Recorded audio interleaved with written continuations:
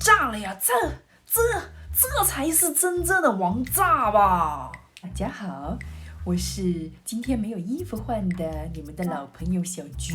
上期呢，我说了一下我对卡片笔记法的一个解读，然后这次呢，我想要来聊一下 Effie 和 Flomo 这两个软件的组合拳。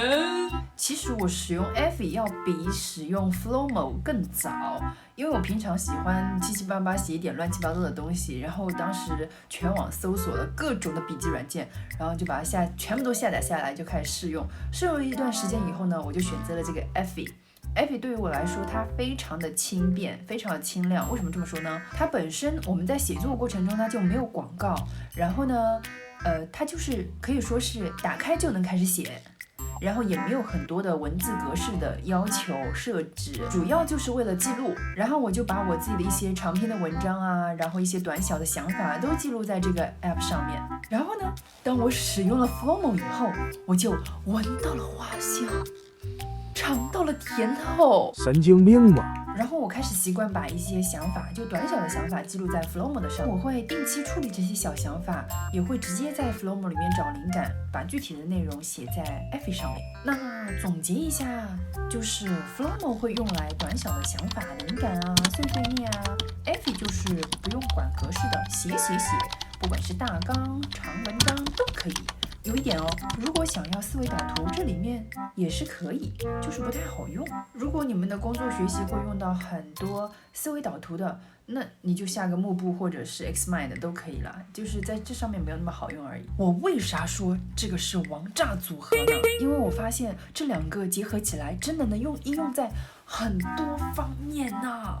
它既能节省时间、提高效率，又能集中精神、专注一个主题进行拓展，真的超级完美。下面呢，让我来举两个例子，分别是论文写作，另外一个是内容创作。论文写作，关于论文写作，上期分享了大概怎么用 Flomo 去记录文献中的观点，然后再记录自己的一些想法嘛。这期就是接下去，很简单嘛。你们可能会在弹幕说，这么简单，搞得谁好像没那么懂似的，这还来显摆点啥呀？这是没事。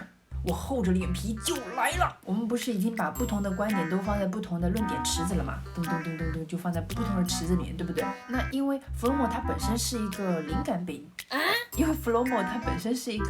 笔记的 APP， 所以对于长篇记录的话，我们的体验感就没有那么好。当然，你如果喜欢的话也可以啦。然后我们就可以把每个论点的观点在 Effie 里面去整理，然后把每个论点的段落写完，再把几个论点加起来，然后再加上开头和结尾，然后自己再整理一下，就是形成了一篇论文。这里我没有详细介绍 Effie 的一个使用方法，因为真的很简单，就是套娃就对了。1级文件夹、2级文件夹、3级文件夹，就是这样子。内容创作。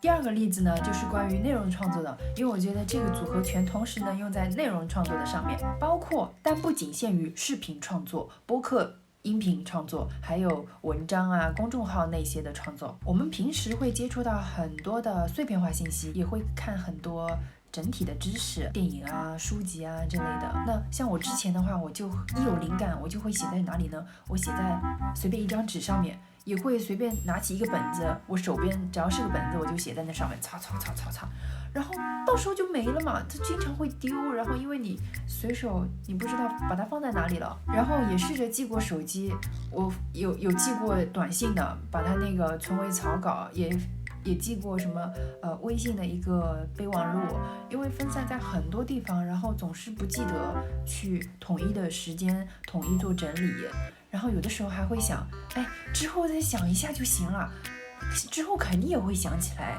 反正这都不是循环的事儿嘛，然后就没有。然后呢，在我发现这个方式以后，我就可以随时把灵感记录在 Flomo 的上面。接下来看我的表演。好的，我们再次回到 Flomo 里面的话，其实在上个视频已经讲的差不多了，具体的事项都是和论文写作差不多的。那我们就是在空白的地方，这个 memo 里面建1级标签、2级标签，然后比如说我在一本书里面叫做小狗钱钱看到了愿望清单，刚好对这个感觉还挺有意思的，想要把它记录下来，我们就可以把它放在灵感的这个标签下面。如果你认为这个愿望清单也跟灵感理财相关的话，你同时也可以放在灵感理财的标签下面。其他也是这样子的一个道理。然后当你发现你对这个愿望清单想要进行拓展，进行一个长内容的创作，那你就可以回到 Effie 里面的话，你可以先所找到的那个灵感做一个大纲，然后开始创作。具体的步骤就是这样子。那我每周可以按照我自己的排期去创作，然后当我缺乏灵感的时候，然后我就丢一下跳到我的那个灵感池子里面去看一看，有没有什么可以写的，有没有什么可以创作的，然后呢，把具体的内容就写在 Flomo 里面，就完成。以上呢就是我这期的内容啦，希望能帮到大家。那这一期俺小居就先走一步。